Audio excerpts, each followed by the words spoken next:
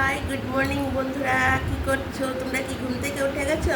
নিশ্চয়ই উঠে গেছো। প্রায় 7টা বেজে যাচ্ছে।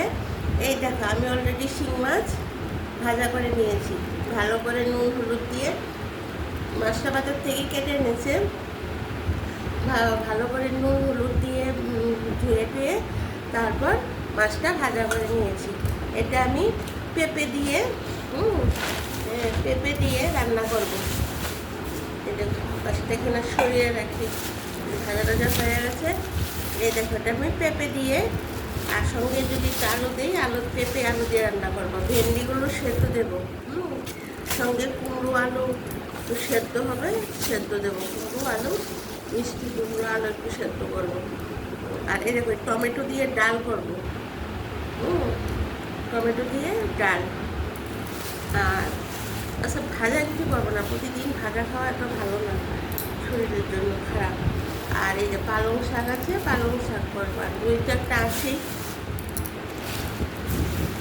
দই তো একটা আছেই, দই করবো।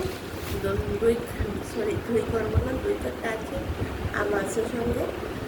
তোমরা নিশ্চয়ই রান্না টান্না বসিয়ে দিয়েছো। তোমরা তো কমেন্ট করে জানাচ্ছ না গরমের মধ্যে তোমরা কীরকম খাওয়া দাওয়া করছো। আর বন্ধুরা, প্লিজ আমাকে একটা সাবস্ক্রাইব করে দিও। তোমরা সাবস্ক্রাইব না করলে আমি এগোতে পারবো না। আমি কিন্তু ইউটিউবে একদম নতুন। কী করে কথা, তো ঠিক আছে, এত বয়স হয়েছে, একটু কথা বলতে পারছি, কিন্তু কী করে ভিডিও করাটাও সেরকমভাবে জানি না। তোমরা প্লিজ আমার সঙ্গে থেকো, তাহলে আমি একটু এগিয়ে যেতে পারবো। হ্যাঁ, আর তাহলে বন্ধুরা, এখন রান্না করি।